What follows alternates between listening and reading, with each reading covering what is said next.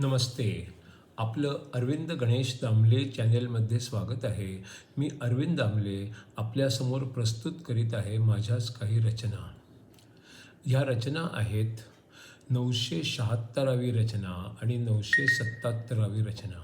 ह्या रचना आपल्याला पसंत पडल्या तर माझ्या अरविंद गणेश दामले चॅनेलला सबस्क्राईब करा, लाईक करा, शेअर करा आणि बेल आयकॉन दाबायला विसरू नका. तर माझी पहिली रचना अशी आहे.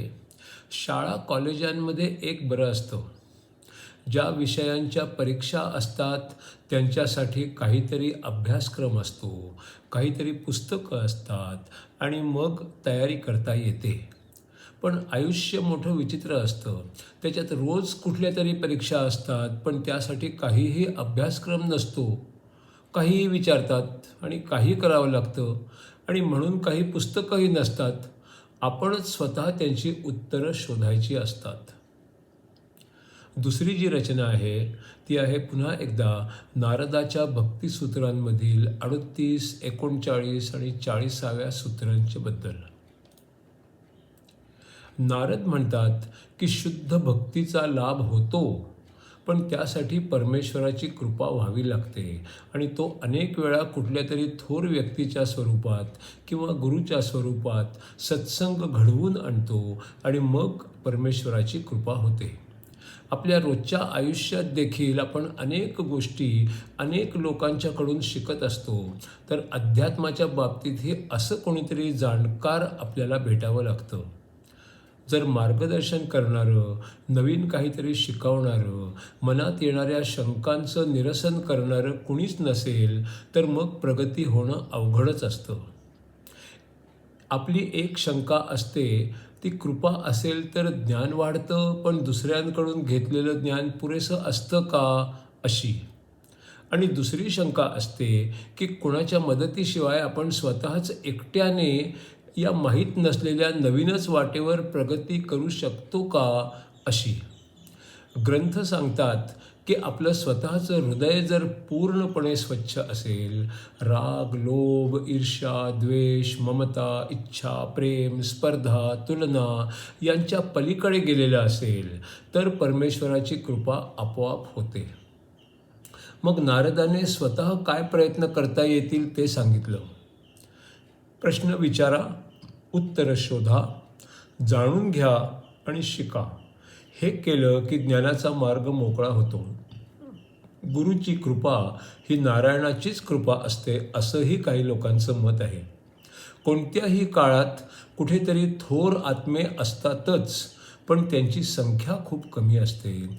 त्यामुळे सगळ्यांना त्यांच्या संपर्कात येणं शक्य नसतं. अगदी संपर्कात आले तरी ते थोर आहेत हे आजूबाजूच्या लोकांच्या पैकी कमीच लोकांना कळतं. अनेक लोकांना ते भंपकच वाटतात. थोर आहेत हे कळलं तरी त्यांच्याशी तारा जुळाव्या लागतात.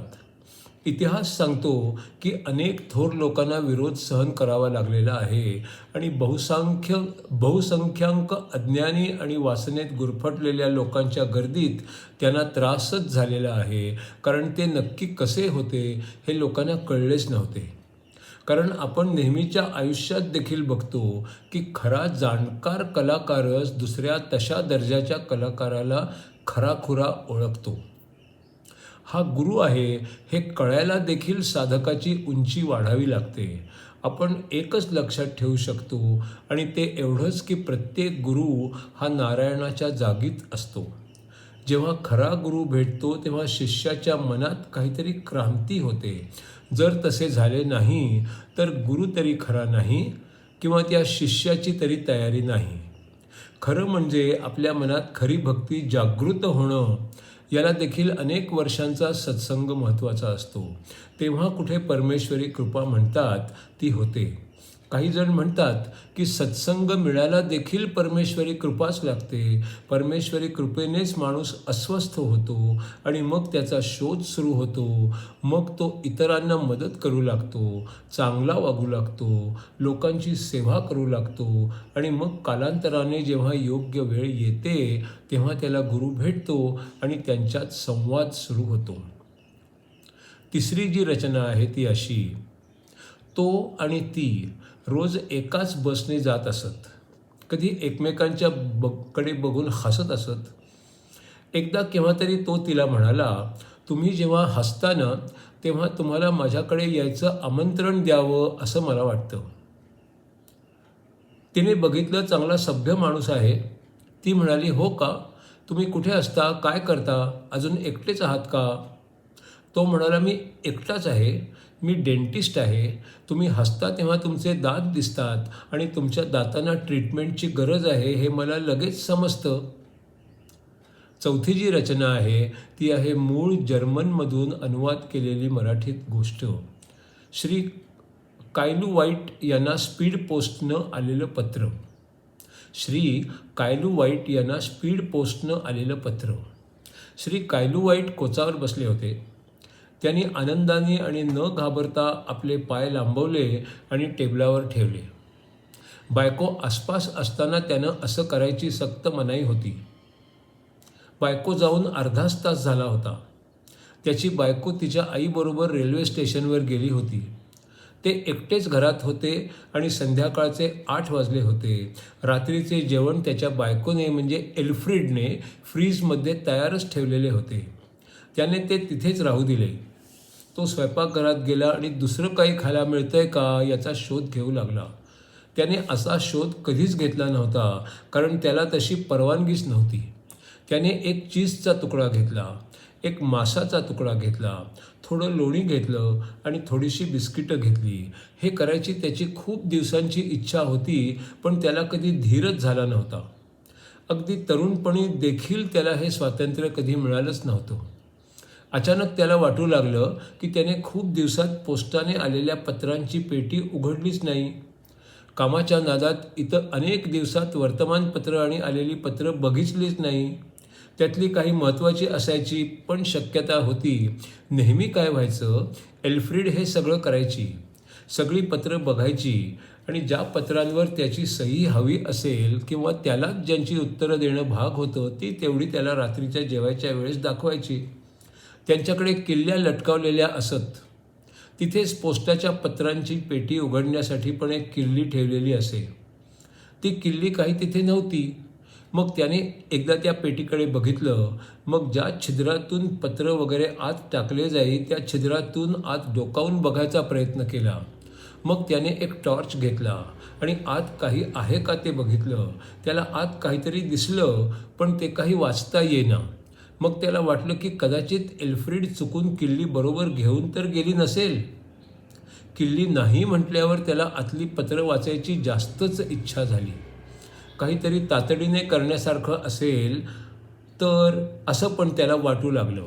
मग त्याला वाटलं की पेटी फोडून टाकावी, कारण ती पेटी थोड्याच दिवसापूर्वी घेतलेली होती आणि तशी ती महागच होती आणि म्हणून त्याला ती फोडावीशी पण वाटेना. तो अस्वस्थ झाला. त्याला वाटलं बायको घरात नाही, आपण काहीही करायला स्वतंत्र आहोत आणि ह्या वेळेस देखील आपण काहीही मजा करूच शकत नाही. ही संध्याकाळ वायात जाणार की काय असं पण त्याला वाटलं. एक संध्याकाळ मजेत जाणार, पण तसं काहीच झालं नाही. तो कधी खुर्चीत तर कधी कोचावर अस्वस्थपणे जात होता. त्याने कालच्या पेपरांमध्ये किल्ली शोधायचा प्रयत्न केला, पण ती काही सापडली नाही. तो इकडे तिकडे फेऱ्या मारत राहिला. एकदा मनात आलं स्क्रूड्रायव्हर घ्यावा आणि पेटी उघडावी, पण विचारांती तसं काही करायचं नाही असं त्यानंच ठरवलं, कारण मग कदाचित पेटीचं कुलूप खराब झालं असतं. तसं होणार नाही याची काही खात्री नव्हती. मग त्याने विचार केला की बायकोशी फोनवर बोलावं किंवा एक टेलिग्रामच पाठवावा. त्याने टेलिग्राफ ऑफिसमध्ये फोन केला.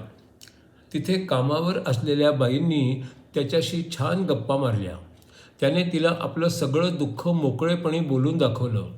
तिनेही ते सहानुभूतीने ऐकून घेतलं, म्हणून त्याला आणखीनच बरं वाटलं. शेवटी त्याने तिला जे वाक्य बायकोला तार करून पाठवायचं होतं ते व्यवस्थितपणे सांगितलं. ते वाक्य असं होतं, कृपा करून पोस्ट बॉक्सची किल्ली लगेचच्या लगेच पाठवून दे. आणि मग घरी परत येऊन तो समाधानाने झोपी गेला आणि स्वप्नात त्याने बॉक्समध्ये काय काय असेल ते पाहिलं. सकाळी त्याला नेहमीसारखीच जाग आली.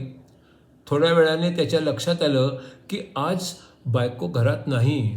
त्यामुळे त्याला स्वतःलाच बेकरीमध्ये जाऊन ब्रेड पण विकत आणावा लागला. त्यात काही वेळ गेला आणि त्याची नेहमीची ऑफिसला जायची ट्राम चुकली.